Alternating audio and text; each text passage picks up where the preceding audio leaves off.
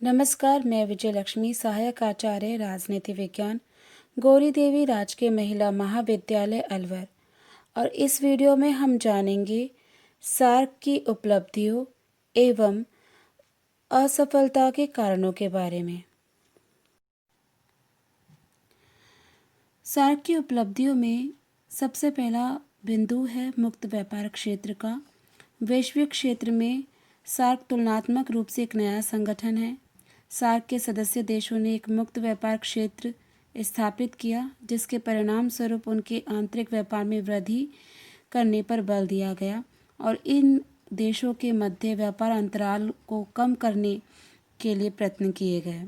इसके अलावा साप्टा वर्ष 1995 में सार्क के सदस्य देशों के मध्य व्यापार को प्रोत्साहित करने के लिए किया गया।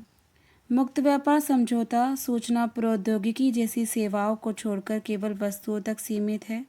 वर्ष 2016 तक सभी व्यापारिक वस्तुओं के सीमा शुल्क को कम करने के लिए इस समझौते पर हस्ताक्षर किए गए थे। इसके अलावा SAARC agreement on trade in service सेवा उदारीकरण के क्षेत्र में व्यापार करने के लिए गेट्स प्लस के सकारात्मक सूची दृष्टिकोण का अनुसरण कर रही है।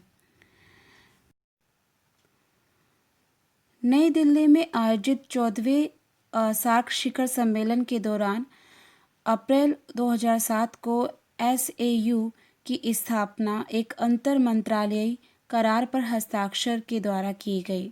सार्क सचिवालय ने वर्ष 2010 में थिम्पू में आयोजित 16वें सार्क शिखर सम्मेलन के दौरान साउथ ईस्ट यूनिवर्सिटी की स्थापना का अनुमोदन किया और उसके बाद 2010 में सार्क विश्वविद्यालय छात्रों के लिए खोल दिए गए। वर्तमान में ये यूनिवर्सिटी 7 क्षेत्रों अप्लाइड मैथ्स, जैव प्रौद्योगिकी, कंप्यूटर साइंस, डेवलपमेंट इकोनॉमिक्स, अंतर्राष्ट्रीय संबंध, विधि और समाजशास्त्र में डॉक्टरल और स्नातकोत्तर कार्यक्रम चलाती है। इसके अलावा पाकिस्तान में फूड बैंक और एक ऊर्जा भंडार की स्थापना भी की गई। मार्च 2020 में भारतीय प्रधानमंत्री ने कोविड-19 की चुनौती से निपटने के लिए सार्क देशों के राष्ट्राध्यक्षों के साथ वीडियो कॉन्फ्रेंस के माध्यम से एक बैठक का आयोजन किया गया। इसके अंतर्गत सार्क कोविड-19 इमरजेंसी फंड स्थापित किए जाने का प्रस्ताव रखा गया और इस फंड के लिए भारत की तरफ से शुरुआती सहयोग के रूप में 10 मिलियन अमेरिकी डॉलर देने की घोषणा की। लेकिन पिछले 30 सालों से सार्क की जो स्थिति है, उससे ये लगता है कि ये संगठन मात्र औपचारिक बनकर रह गया है। केवल सम्मेलनों का नियमित रूप से आयोजित होना किसी संस्था के जीवित रहने का प्रमाण नहीं। जहां तक सार्क द्वारा ठोस कदम उठाने का सवाल है, तो पाकिस्तान के असहयोग और राजनीतिक विभाजन की वजह से ऐसा नहीं हो पा रहा है। सदस्य देशों में कई बार आतंकवाद के खिलाफ जंग को लेकर भी सहमति बनी है, लेकिन आतंकवाद के मुद्दे पर सार्क का सदस्य और भारत का पड़ोसी देश पाकिस्तान ने कभी साथ नहीं निभाया और यही सार्क की विफलता की एक बड़ी वजह बन गया। पिछले कुछ सालों से दक्षेश लगभग निष्क्रिय हो गया। संभवतः यही कारण है कि भारत सहित कई सदस्य देशों ने 2016 में पाकिस्तान के इस्लामाबाद में होने वाले दक्षेश सम्मेलन में हिस्सा लेने से इनकार कर दिया। जनवरी 2016 में पठानकोट एयरबेस और सितंबर में उरी में हुए आतंकी हमले में भारतीय जवानों के शहीद होने के बाद भारत ने पाकिस्तान से अपने क्षेत्र में होने वाली आतंकी गतिविधियों के संबंध में कठोर कार्रवाई करने का दबाव बनाया। इसके बाद कई दक्षेश सदस्यों ने भी भारत के रुख का समर्थन किया और दक्षेश सम्मेलन का बहिष्कार करने का निर्णय लिया। नवंबर 2014 में काठमांडू में आयोजित दक्षेश सम्मेलन के बाद अभी तक इसका कोई सम्मेलन आयोजित नहीं हुआ है। दक्षेश के लगभग निष्क्रिय होने के बाद ही भारत ने बिम्स्टेक समूह को मजबूत बनाने पर बल दिया। यही कारण है कि सितंबर 2016 में गोवा में आयोजित ब्रिक्स बिम्स्टेक सम्मेलन में बिम्स्टेक के नेताओं को आमंत्रित किया गया था।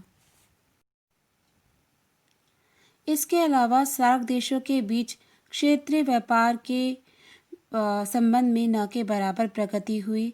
ये हमारे सामने है कि सदस्य देशों के बीच आपसी व्यापार उनके कुल व्यापार का 3.5% ही रहा है। दक्षिण एशियाई मुक्त व्यापार संघ यानी साफ्टा के तहत की गई पहले भी अपने उद्देश्यों को प्राप्त करने में असफल रही। व्यापार मोर्चे पे यदि कोई प्रगति नहीं हुई तो इसका एक बहुत बड़ा कारण कनेक्टिविटी का बेहतर न हो पाना है। BBIN मोटर वाहन समझौता जैसी उप क्षेत्रीय पहले भी रुकी हुई हैं। सार्क की वीजा प्राप्ति में राहत योजना का लाभ केवल कुछ गणमान्य व्यक्तियों को ही प्राप्त होता है। सार्क देशों में बुनियादी ढांचे की खस्ता हालत के कारण भी बेहतर कनेक्टिविटी सुनिश्चित नहीं हो पाई।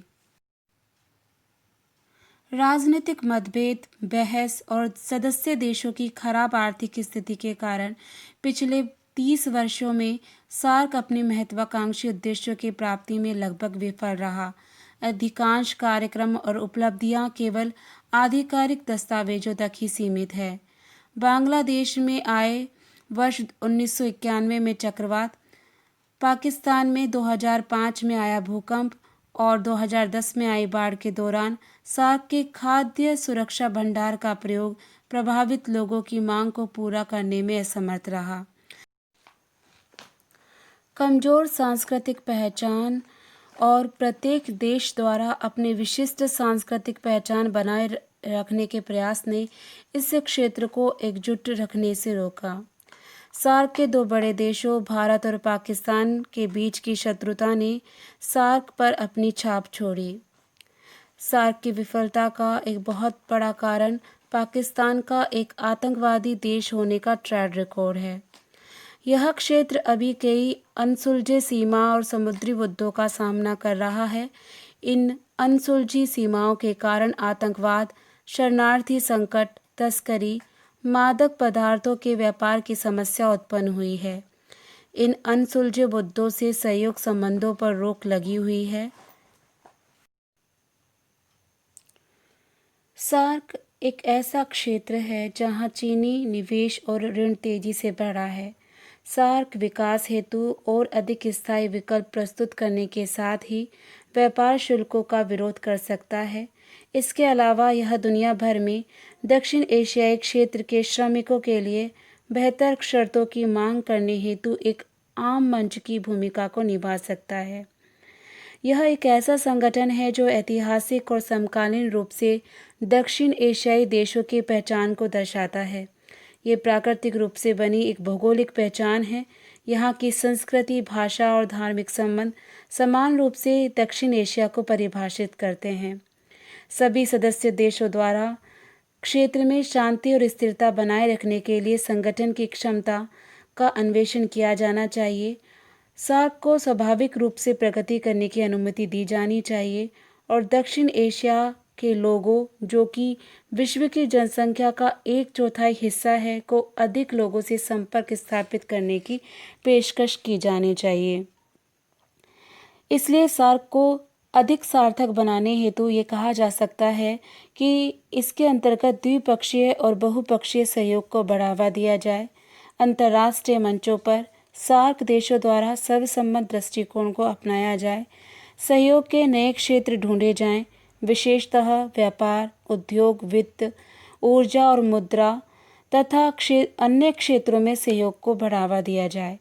सांस्कृतिक संपर्क एवं एक दूसरे के देश के लोगों में आवाजाही को प्रोत्साहन दिया जाए। सार्क को आर्थिक मंच के साथ साथ राजनीतिक विमर्श का मंच भी बनाया जाए और साथ ही टकराव पैदा करने वाले मुद्दों को टाला नहीं जाए, वरन बातचीत द्वारा इनका समुचित समाधान किया जाए। आज के वीडियो में इतना ही। मुझे विश्वास है कि आपको ये अध्याय समझ में आया होगा। धन्यवाद।